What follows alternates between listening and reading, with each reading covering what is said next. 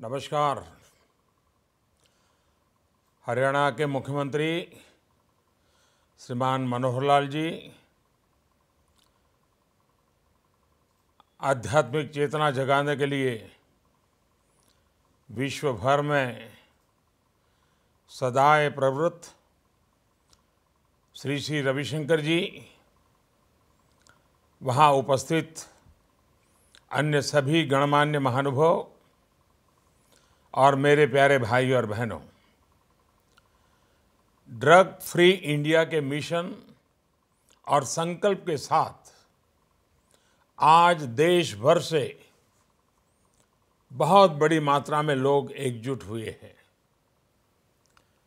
देश की भलाई, हमारे युवाओं की बेहतरी के इस अभियान के लिए मैं आप सबको बधाई और शुभकामनाएं देता हूं। आर्ट ऑफ लिविंग फाउंडेशन और विशेष रूप से श्री श्री रविशंकर जी के प्रयासों की जितनी तारीफ की जाए उतनी कम है। उन्होंने जिस प्रकार ड्रग फ्री इंडिया बनाने की दिशा में प्रयत्न किए हैं, मैं उसकी हृदय से सराहना करना चाहता हूं। मैंने मीडिया और सोशल मीडिया में भी देखा है कि इस आंदोलन को किस प्रकार समाज के सभी वर्गों का समर्थन मिल रहा है। विशेषकर फिल्म और खेल जगत की कई हस्तियों ने भी अपना सहयोग दिया है। Friends, drugs are a great menace to society, and this is a fact that is well known. I would call substance abuse a psycho-socio-medical problem. WHO and a World Health Organization के अनुसार पूरे विश्व में लगभग 3 करोड़ लोग drugs से होने वाले डिसऑर्डर की चपेट में हैं। इसका मतलब है कि वे नशीली दवाओं का इतना अधिक इस्तेमाल करते हैं कि उन्हें उपचार की आवश्यकता है।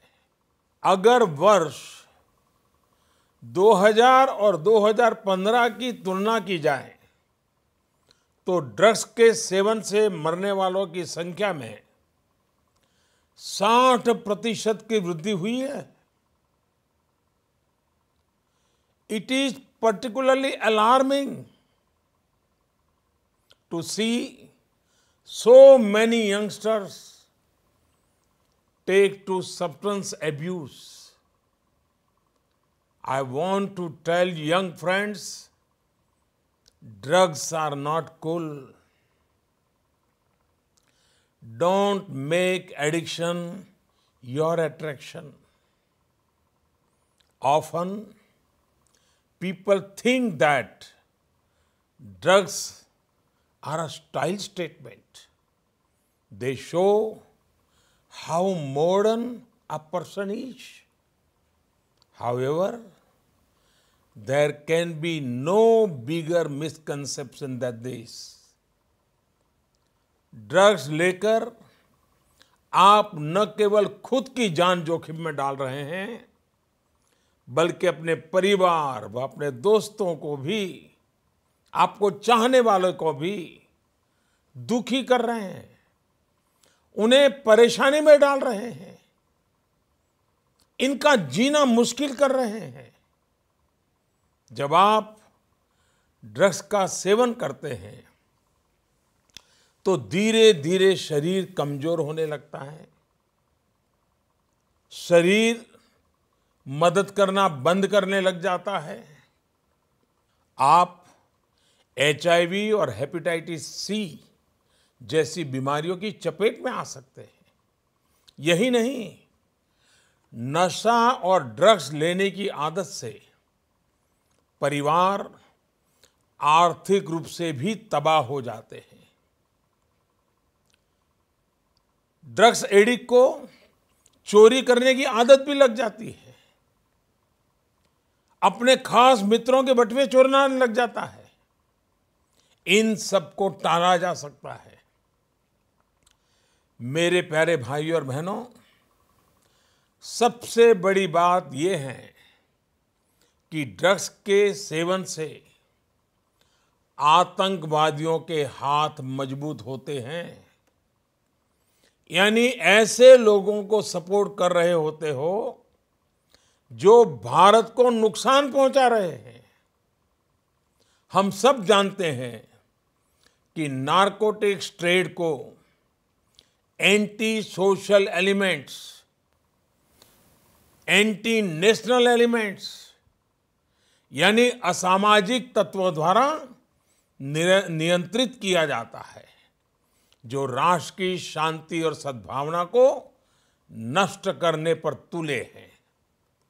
जरा सोचिए, जिस पैसे से ड्रग्स खरीदी जाती है उसी पैसे का इस्तेमाल हथियार और गोलियां, बम, बारूद और बंदूक खरीदने में किया जा रहा है।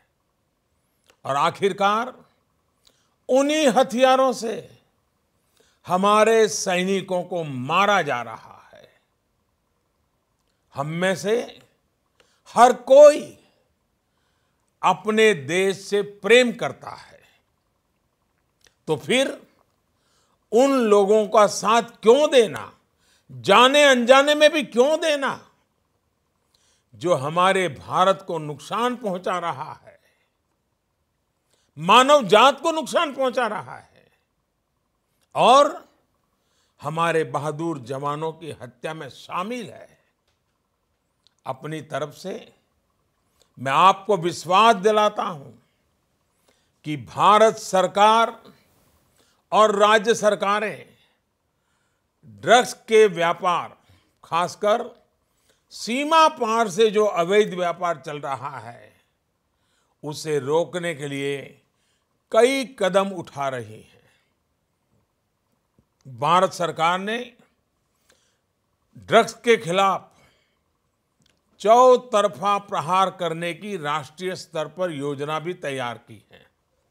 इसमें जहां एक तरफ हम ये प्रयास कर रहे हैं कि लोग ड्रग्स से दूर हों, ड्रग्स से दूर रहें, वहीं दूसरी तरफ जो लोग इसकी चपेट में आ गए हैं उन्हें शिक्षित करने से लेकर उनके उपचार और पुनर्वास पर भी ध्यान दिया जा रहा है। इस योजना का नाम है national action plan for drug demand reduction. इस योजना को 2018 में लागू किया जा चुका है, जबकि 2025 को ध्यान में रखकर एक लॉन्ग टर्म रणनीति तैयार की गई है। इसमें कई बातों पर ध्यान दिया जा रहा है, जैसे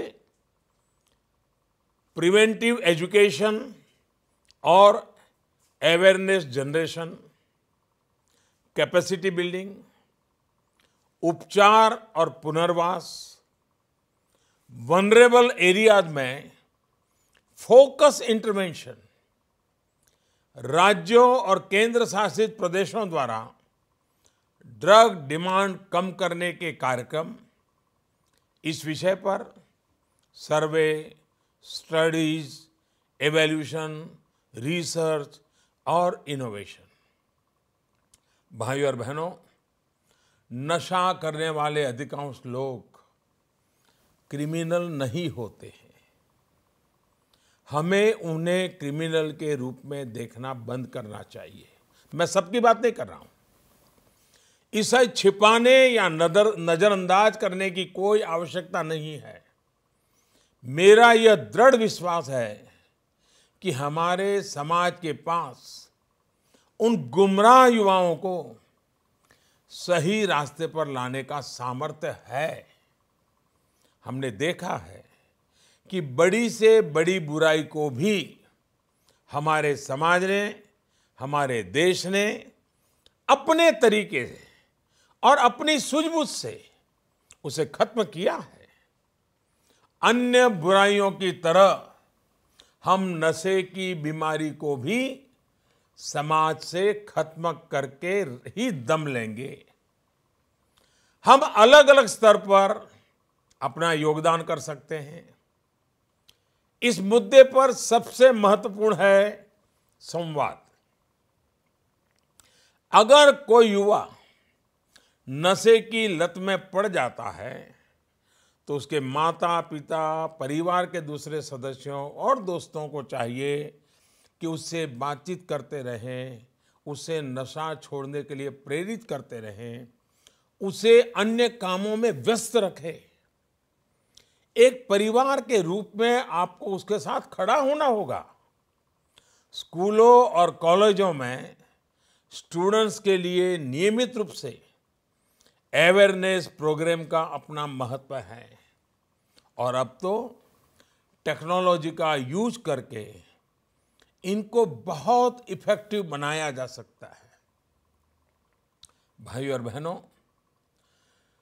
नशे से मुक्ति के लिए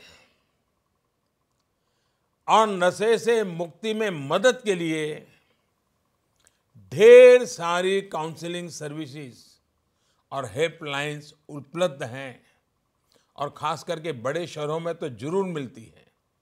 जो लोग ड्रग्स के आदी हैं उन्हें इन सेवाओं का उपयोग करने को लेकर शर्मिंदगी महसूस नहीं करनी चाहिए।